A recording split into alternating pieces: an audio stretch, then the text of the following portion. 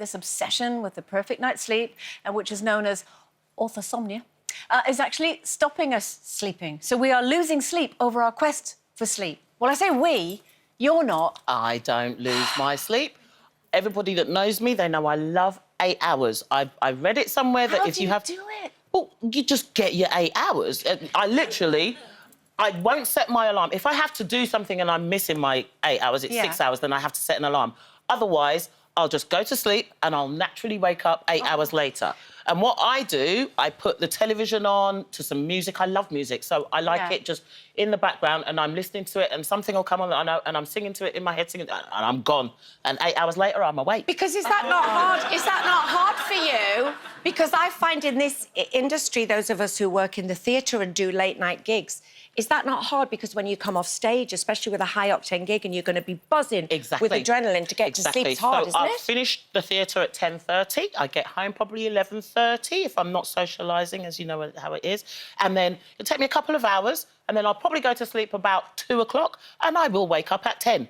I've told my friends, don't phone me before, because you know I'm sleeping. If you were out with me the last night, you know I'm not going to be awake. And I think my body has just got used to that, and that's what it does. I'm so jealous, because as soon as you know, and I know all this, and you're supposed to have, like, a routine that you follow at night, so your body knows, right, OK, you're ready to sleep mode. Yeah. Literally, as I'm getting into bed, my brain goes, oh, you're going to try and go to sleep now.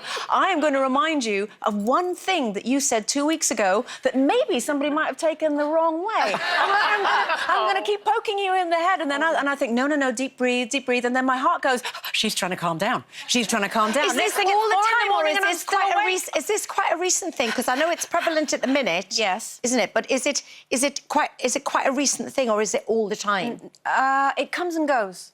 It's not like all the time, and sometimes I think, right, OK, that's what I have to do, and then it comes back again. I've just taken the stress out of it. You know, you just said there that you're supposed to have a routine at night, and you do this and you do that. I don't really have any particular routine at night. Sometimes I take my makeup off, sometimes I don't. Yeah. How can you sleep with your makeup? No, the reason I say that is I get an eye infection if I don't take it all off. No, sometimes I don't. Sometimes I don't take my mascara off. Sometimes. Oh. What, am I the only person in the world who? I'm with you. Oh no! I literally. My mum used to put her makeup on the night before because you get a better build-up the next day with the. Don't know about that. Denise. I know. So I don't always have a routine. But I've stopped with the obsession. About the sleep, because I don't always get 8 hours. And the thing is, it's very unattractive, I know, but I snore like a warthog. And I snore and dribble myself to sleep at night. So I've sort of got to... So you sleep fine, the rest of the sleep... No, but that's the thing, poor Lincoln, and that's why I have to try and stay awake on trains, because people need to put a tarpaulin over me, do you know what I mean?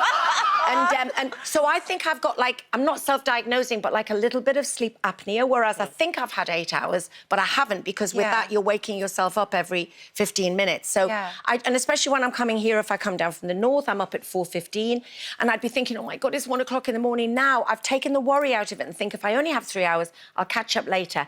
And as a result, I think that my quality of sleep is better. So I need to just stop worrying about it. I think you just need to stop worrying. Yeah. Yes. I really do think, you know... I think all this routine does take over, because I like a routine, but I never switched the light out until midnight, ever. Yeah, I just could not do it. And then the last thing I always do is read a bit of rubbish to stop thinking. Or I watch rubbish, Well, yes, there's a lot, You could watch rubbish, but I wouldn't have a television in the bedroom, you see, so I haven't got any music or anything. I can still watch a real-life crime before bed. I know!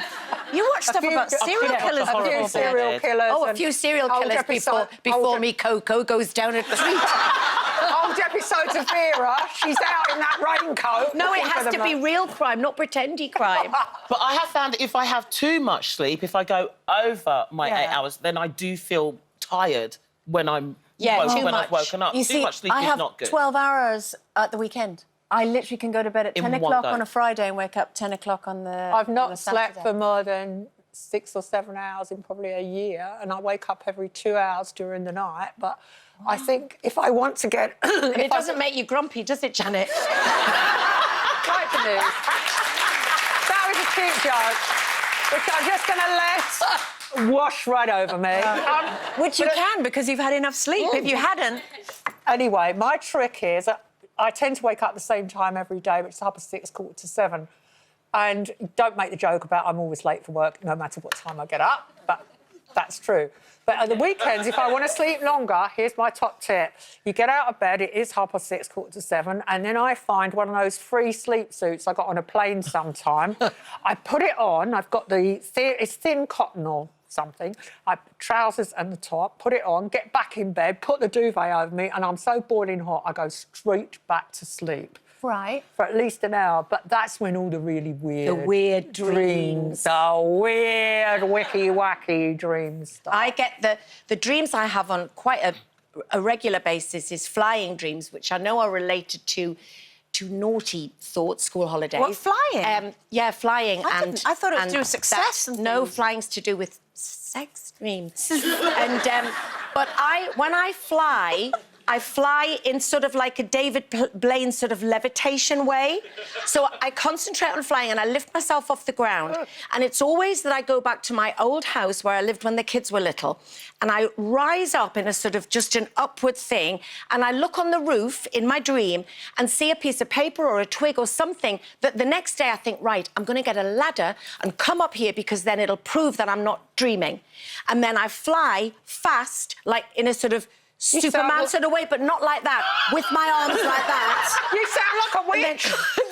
And then I won't tell you the rest until it's after the school holidays, but it's kind of all related. And that's my flying dreams, and they happen a lot. But that's if I've had too much sleep. Well, the one last thing that I do sometimes if I've gone to the toilet, if I want to go to the toilet, I'll keep my eyes closed. And then I know where the toilet is, so I'll go to the toilet, I'll do what I need to do, and then I'll go back with the eyes closed, because then it doesn't interrupt my sleep at all. Keep your eyes closed. Try it. It's really good. I went to the bathroom in the dark last night and I smashed my foot so badly, and 3 toes are completely black. You've got to figure out where your furniture is before you do it. Yeah. I do that, though. I try and keep my eyes shut and just sort of feel my way. Try counting back from 100, that works as well. think? Breathe in, breathe out on every number and visualise the numbers. I'll text you at 3 o'clock in the morning. Let you know how I'm getting on. I won't have the phone on. You won't have the phone on. No, we asked you at home, do you obsess about how many hours sleep you get? And 67% of you said yes. So lots of people out there obsessing. And let's all form a WhatsApp group. It'll be great.